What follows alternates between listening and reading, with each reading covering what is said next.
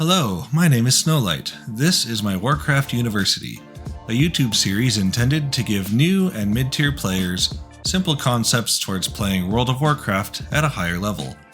In this video we will discuss DPS bars, rotation, and pumping damage. In a previous video, I stated that damage meters are an indication of if you are pulling your weight. But how does one do more damage? How does a player go from low DPS numbers to big damage? We're going to look at the steps to setting up a DPS character for success, not specifically for any class, but using my Death Knight as an example. First things first, you want to make sure you have a user interface that you are comfortable with.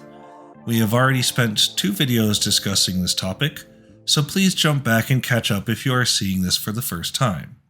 Of note, Blizzard's default UI is now far more customizable without an add-on for this purpose, so you may want to explore that instead, whatever you are comfortable with. Got that ready? Great. Now let's look at putting buttons on your bars. For this, you should open icyveins.com or a similar website and pull up your character's rotation. You can see that this gets pretty deep pretty quick, and this tends to be true for most classes. Since this is my first time with this spec, I'm going to go with easy mode instead of the in-depth analysis in the actual rotation page. You can see a summary of the mindset at the top of this page, and then the cookie cutter talents. I'll start with those for now and experiment later. And here we have the opener as well as a basic rotation for this class. From here, each ability you see on this screen, or for your class's screen, should be on your bars somewhere in a place that is easy to click with either the keyboard or the mouse.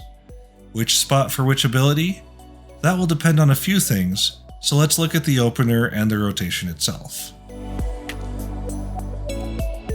With most bosses, you're going to start by hitting it as hard as you can in the first 30 seconds of the battle, give or take a few seconds. That means that you can plan, practice, and memorize the first few seconds of battle for your character. You can see here the opener rotation I'm using from Icy Veins, and I'm going to follow this line by line until I reach the end, and then switch to the basic rotation afterwards. After I've practiced this a few times, I should be able to memorize the button presses that match this order, since this will be the same pattern at the start of every fight. You will also want to adjust the placement of each ability so that it is comfortable for you, so that you can remember the pattern well. Take some time with a training dummy just to practice your opener and adjust your bars to a comfortable position. In addition, you should be checking your damage meters with each attempt to see how much DPS you can put out after you're pumping out your opener.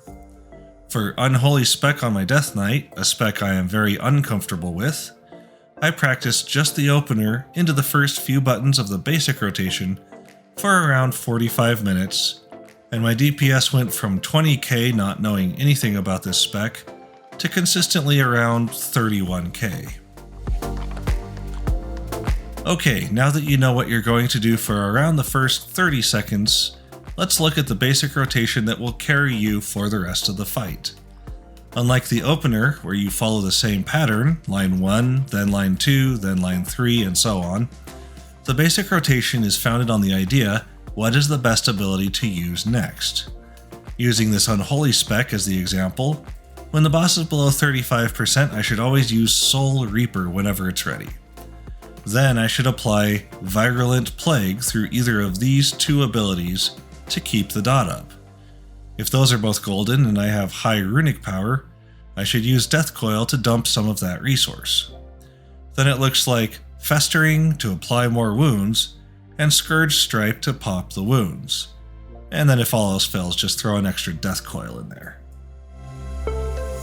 In addition to your basic rotation, there will also be a MultiTarget Rotation, excelling at dealing damage to 3 or more enemies at once. You can follow this just like the basic one, and you can even change your talents around to accommodate a multi-target build. This rotation works just like your single target build, except that the order of abilities are moved around, so you can practice this also at a training dummy, just like the single target build. You may have noticed that many of the abilities in your opener are not in your basic rotation. That is because those are your big cooldowns that will spike your damage for a short time, and you should keep those in mind throughout the fight, either to trigger them as soon as they come up, or to save them for a specific phase where the boss takes extra damage. Either way, you will want to weave them into the rotation whenever it makes sense to do so. Cooldowns will be boss specific in some cases, so if you are ever unsure, ask your class mentor or raid leader when you should blow these big cooldowns. I think this is the one thing I have stated more than anything else in the University series. If you want to get better at pumping out DPS, you must put in the practice. Every single major city in the game, as well as other locations throughout the world, have training dummies that are there solely for testing how much damage you can put out. In the words of Vince Lombardi, one of the greatest football coaches in history, practice does not make perfect. Only perfect practice makes perfect. With this mindset and the tools we've discussed through the previous points, you should practice a perfect rotation in the safe environment of the training dummies so that when it's time to go for the boss, you will perform at a higher level thanks to the practice. There are very few players in the game who can pick up any class or any spec and play it at a very high level. Indeed, in over 15 years of playing Warcraft, I can count such players that I've had the privilege of playing with on one hand, and I'm not even on the list myself. So for the rest of us normal players, we will perform differently on different classes or specs, some better and some worse.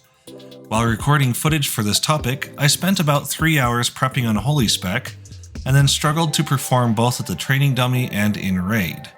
On a whim, I switched over to Frost and spent about a half hour with it, and was able to outperform the other spec almost instantly.